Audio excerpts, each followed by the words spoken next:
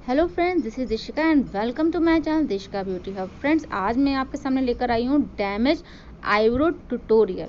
Damage eyebrow का मतलब होता है जब आपकी आईब्रो में कोई कट आ जाता है, कोई निशान आ जाता है और उसको छुपाते हुए एक अच्छा शेप देने को ही हम कहते हैं डैमेज आईब्रो ट्यूटोरियल। ठीक है, तो ये इनकी थ्रेडिंग आप देख सकते हैं। दोनों थ्रेडिंग में एक जो वाली थ्रेडिंग है ये बीच से कटी है। अच्छी बात ये है इनकी थ्रेडिंग में कि इस कट के ऊपर बाल आए हुए हैं। किसी किसी थ्रेडिंग में टाँके लगने के बाद वहाँ पे बाल नहीं आते हैं, लेकिन इनके आईब्रो पे वहाँ पे भी बाल आए हुए हैं, लेकिन जो कट है वो साफ साफ दिख रहा है। अब ऐसी थ्रेडिंग को हम कैसे बनाएंगे आज मैं सिखाऊंगी। तो चलिए शुरू करते हैं। पहले मैंने इनको एक एंगल में इनका आईब्रो है वो किसी दूसरे लड़की से पकड़वाया है, इनसे खुद नहीं पकड़वाया है।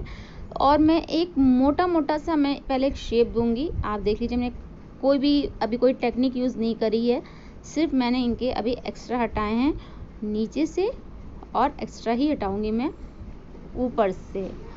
ऐसी थ्रेडिंग जब भी आपके पास आए या आप पहली बार करने जा रहे हो ऐसे आईब्रो को, तो बहुत ज़्यादा पतली करने की कोशिश मत करिए।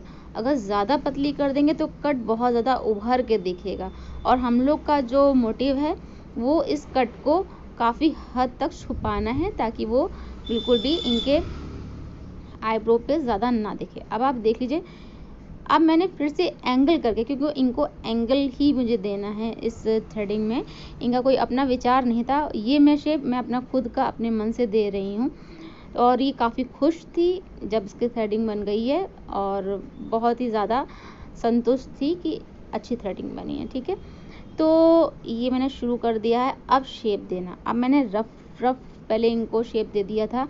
अब क्योंकि बहुत ज़्यादा बाल नहीं निकालने हैं, तो मैं उतने ही बाल निकालूंगी जितने की मुझको ज़रूरत होएगी इनके बाल निकालने की।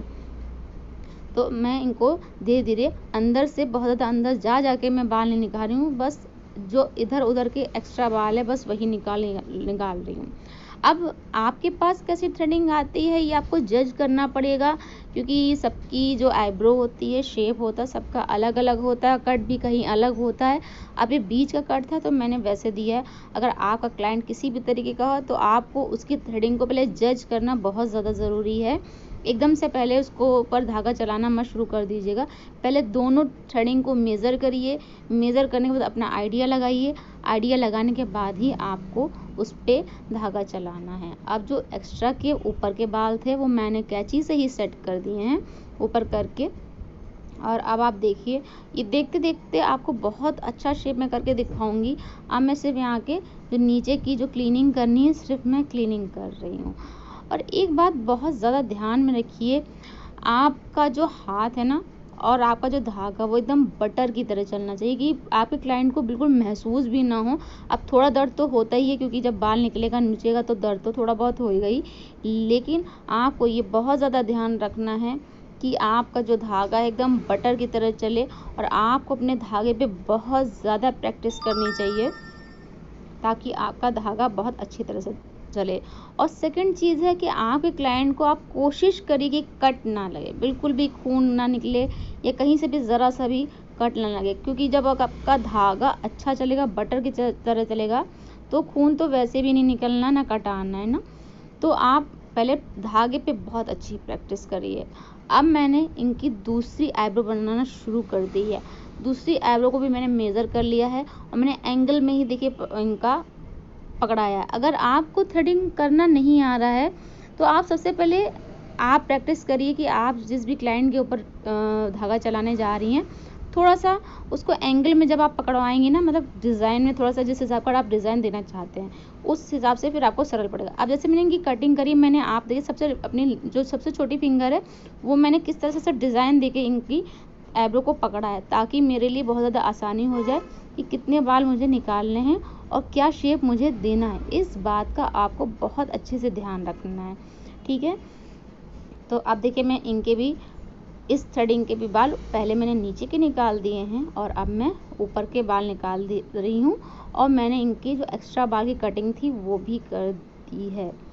तो अब धीरे धीरे इनकी थ्रेडिंग का जो प्रोसेस है वो पूरा हो चुका है, क्योंकि बहुत महीन थ्रेडिंग नहीं करनी है, बहुत सटल सा मुझे एक इनको शेप देना है और ज़्यादा पतला नहीं करना है शेप, ताकि बहुत अच्छा आए। थ्रेडिंग जो आपका आईब्रो है वो क्लाइंट को पकड़ने पे विशेष ध्यान दिलाइए, बार बार ध्यान दिलाइए कि इसको टाइट पकड़े। टाइट पकड़ेंगे तो दर्द भी कम होएगा और कट आने के चांसेस बहुत ज़्यादा कम हो जाते हैं। और अगर आपकी धागा चलाने की अच्छी प्रैक्टिस है तो कट वैसे भी नहीं लगता है। जो आईब्रो ट्यूटोरियल है या जो आईब्रो बनाना है, ये आपको डे बाय डे प्रैक्टिस करनी ही पड़ती, 1 या 2 दिन में ये नहीं आती। आपको लगातार प्रैक्टिस करते रहना चाहिए इस चीज़ की, अगर आप बिगनर्स हैं या आप अभी पार्लर कोर्स करने में इंटरेस्टेड हैं। तो धागा चलाने का भी मैंने पूरा वीडियो बना रखा है, आप मेरी प्लेलिस्ट में जाकर चेक कर सकते हैं कि धागे को कैसे पकड़ा जाता है और धागे को किस तरह से चलाया जाता है। और मैंने वो खुद पे भी चला के दिखाया है कि आप अपना धागा अपने ऊपर ही चला के प्रैक्टिस करिए, आपको किसी दूसरे की ज़रूरत नहीं है। तो आप देखिए पूरी लगभग थ्रेडिंग इनका पूरा हो चुका है, आईब्रो बन चुका है। मैं मिडिल के जितने भी छोटे छोटे हेयर्स हैं वो भी मैं रिमूव कर दूँगी, ताकि एक नीट क्लीन आईब्रो बने इनकी। और आईब्रो बनने के बाद थोड़ी सी मैं मसाज कर दूंगी, और मसाज करने के बाद जो फुल आप इनका देखेंगे थ्रेडिंग, वो आप बताइएगा कि आपको कैसा लगा। फ्रेंड्स, ऐसे ही ट्यूटोरियल मैं हर तरीके के पार्लर से रिलेटेड डालती रहती हूँ, चाहे वो बालों का हो, मेकअप का हो, या फिर वैक्सिंग का हो, फेस वैक्सिंग का हो। और आपको भी मुझसे जो कुछ सीखना चाहते हैं या कोई आपको कन्फ्यूज़न है, वो आप मुझे अपने कमेंट्स बॉक्स में बताइएगा, मैं उस पर आपका वीडियो बना कर ज़रूर दूँगी। अब आप ये फुल व्यू इनका देख लीजिए, पूरी इनका आईब्रो बन चुका है फ्रेंड्स। और आपको इनका शेप कैसा लगा ये मुझे आप कमेंट्स बॉक्स में ज़रूर बताइएगा। वीडियो पसंद आए तो लाइक कर दीजिएगा, मेरा चैनल पसंद आए तो सब्सक्राइब कर दीजिएगा, क्योंकि ऐसे अच्छे और छोटे छोटे वीडियो मैं बनाती रहती हूँ आपके लिए और हमेशा लेकर आती रहती हूँ। तो मिलते हैं नए वीडियो में, तब तक के लिए बाय बाय फ्रेंड्स।